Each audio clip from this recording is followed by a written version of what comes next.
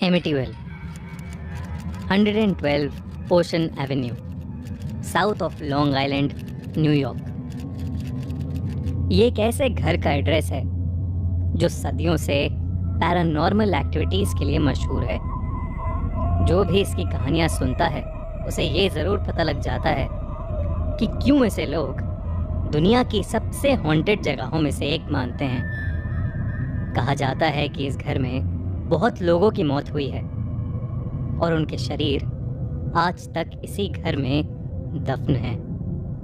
Amityville house पर 1977 में the Amityville horror नाम की एक किताब भी लिखी गई है। इनफैक्ट इसके डरावने किस्सों पर कई मूवीज भी बन चुकी हैं। आज की ये कहानी भी उसी घर में हुई एक सच्ची घटना पर आधारित है। लेकिन 85 की है, जब लॉरी और जेम्स विल्सन अपने दो बच्चों कैथी और स्टुअर्ट विल्सन के साथ एमिटीविल हाउस में रहने आए। विल्सन्स को इतना बड़ा घर बहुत ही कम दाम में मिल रहा था और इसलिए यहाँ की कहानियाँ जानने के बावजूद उन्होंने इसे खरीदने का फैसला किया।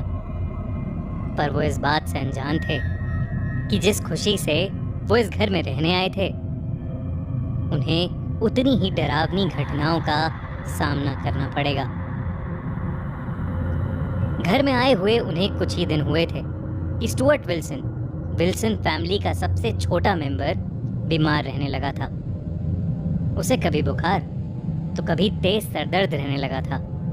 वहीं स्टुअर्ट की बड़ी बहन कैथी को अपने कमरे में किसी की प्रेजेंस फील होती थी। रात में हीटर चलाने के बावजूद उसके कमरे में एक अजीब सी ठंड हो जाती थी। स्टुअर्ट की तबीयत से तो उसकी माँ लॉरी वैसे ही परेशान थी, लेकिन जब कैथी ने अपने साथ हो रही चीजों के बारे में अपनी माँ को बताया तो लॉरी को काफी अजीब लगने लगा। अब धीरे धीरे लॉरी को एमिटीविल घर की कहानियां सच लगने लगी थीं। एक रात जब लॉरी पूरे घर की लाइट्स ऑफ कर रही थी, तब उसे लगा कि कोई दूर खड़ा उस पर हंस रहा है।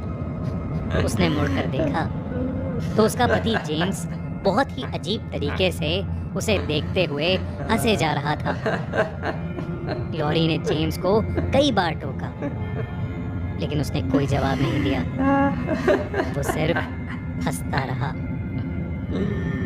हंसते हंसते वो घर के बेसमेंट में चला गया। लॉरी ये देखकर बहुत डर गई।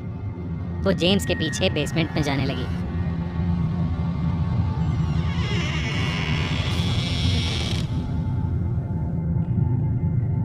जैसे ही लॉरी नीचे गई, उसने देखा कि जेम्स बेसमेंट की फ्लोर की खुदाई कर रहा है। लॉरी को समझ नहीं आ रहा था कि जेम्स ऐसा पागलपन क्यों कर रहा है। उसने जेम्स के पास जाकर उसे रोकने की बहुत कोशिश की, मगर जेम्स नहीं रुका। लॉरी जब ताकत से जेम्स को खींच रही थी तो उसके गले से होली क्रॉस का लॉकेट टूटकर जेम्स के ऊपर गिर गया। क्रॉस के जेम्स को छूते ही बेसमेंट में रखा सामान जोर जोर से हिलने लगा और अचानक किसी के जोर से चिल्लाने की आवाज़ आई। जेम्स का शरीर पूरी तरह से कांपने लगा और वो कुछ ही पलों में बेहोश हो गया। लॉरी ने कैथी को बुलाया और दोनों ने जेम्स को उठाकर उसके बेडरूम में लेटा दिया। लॉरी अब समझ चुकी थी कि उसने अभी जो देखा वो यकीनन किसी नेगेटिव एनर्जी की प्रेजेंस थी। अगली रात सबके सोने के बाद लॉरी फिर से उसी बेसमेंट में गई और धीरे से वहाँ की ज़मीन की खुदाई करने लगी। ज़मीन के अंदर से उसे एक बड़ा सा बॉक्स मिला। उस पर एक लाल रंग का ताला लगा था। लॉरी ने पूरे बेसमेंट में उसकी चाबी ढूंढी, पर उसे वो कहीं नहीं मिली। उसी रात कैथी के कमरे में कुछ भयानक सी घटनाएं होने लगी। कैथी का बेड अचानक से हिलने लगा। वो उठी और उसने देखा कि अलमारी का दरवाज़ा अपने आप खुल गया है और उसमें से चीज़ें गिर रही हैं। कैथी डर के मारे चिल्लाने लगी, पर उसकी आवाज़ उसके कमरे से बाहर ही नहीं जा रही थी। फिर उसका ध्यान उसकी अलमारी के अंदर गया, जहां उसे एक दरवाज़ा दिखा। वो उस दरवाजे के अंदर गई और वहां जो उसने देखा वो देखकर उसका शरीर सुन्न पड़ गया। दरवाजे के अंदर एक कमरा था जिसमें कुछ अजीब से दिखने वाले लोग बैठे थे। उन लोगों के हाथ चेन से बंधे हुए थे और वो लोग बहुत डरे हुए लग रहे थे। उन्हें देखकर ऐसा लग रहा था कि जैसे वो सदियों से उसी कमरे में बंद हैं।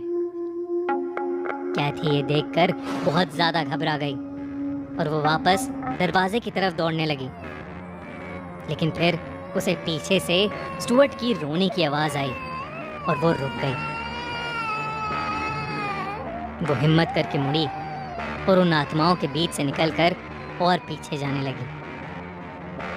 वहां उसने देखा कि उसके पिता जेम्स ने स्टुअर्ट को चेन से बांध रखा है और जेम्स खुद भी अजीब सी हरकतें कर रहा है, जैसे वो भी किसी तकलीफ में हो।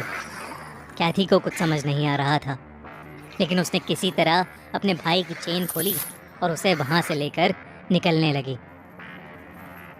वहीं दूसरी तरफ लॉरी ने बॉक्स का ताला तोड़ दिया और वो बॉक्स खुलते ही पूरे घर की लाइट्स फ्यूज हो गईं। और तो और ऊपर जेम्स जोर जोर से चिल्लाने लगा और उसके हाथ पैर उल्टे हो गए। उसकी आंखें दूध सी सफेद हो गईं। वो कैथी और स्टुअर्ट को पकड़ने दौड़ा। कैथी और स्टुअर्ट भी भागकर अपनी माँ के पास बेसमेंट में जा पहुंचे। उन्होंने बेसमेंट में जाते ही दरवाज़ा अंदर से लॉक कर लिया। जेम्स पागलों की तरह दरवाजे को बाहर से पीटने लगा।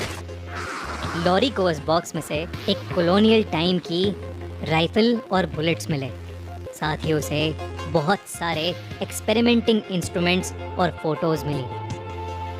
फोटोज में एक आदमी जिसके नाम के आगे प्रीस्ट लिखा था, चेन से बंधे हुए लोगों को उसी राइफल से गोली मार रहा था। फोटो के पीछे लिखा था कि उस प्रीस्ट को प्रोटेस्टेंट अमेरिकन से सख्त नफरत थी और वो उन्हें अपने एमिटीविल कॉटेज में लाकर बांध देता था और फिर उन्हें वहीं मारकर दफना देता था। इसका मतलब कि जो लोग कैथी ने बंधे हुए देखे थे वो लोग मर चुके थे और वो सब उनकी आत्माएं थीं। लॉरी, कैथी और स्टुअर्ट फोटोज देख ही रहे थे कि तभी जेम्स ने दरवाज़ा तोड़ा और वो अंदर आ गया। घबराई हुई लॉरी ने राइफल उठाई और अपने बच्चों को बचाने के लिए उसने अपने पति जेम्स पर गोली चला दी, जिससे उसकी वहीं मौत हो गई। लॉरी बच्चों को लेकर एमिटीविल हाउस से निकली और पुलिस के पास पहुंची। राइफल पर लॉरी के फिंगरप्रिंट्स होने की वजह से कोर्ट ने उसे मर्डर के लिए उम्र कैद की सज़ा दी और कैथी और स्टुअर्ट को उनकी ग्रैंडमा के पास भेज दिया। एमिटीविल के कई और ऐसे किस्से हैं। अगर आप इस हॉन्टेड हाउस के और किस्सों के बारे में जान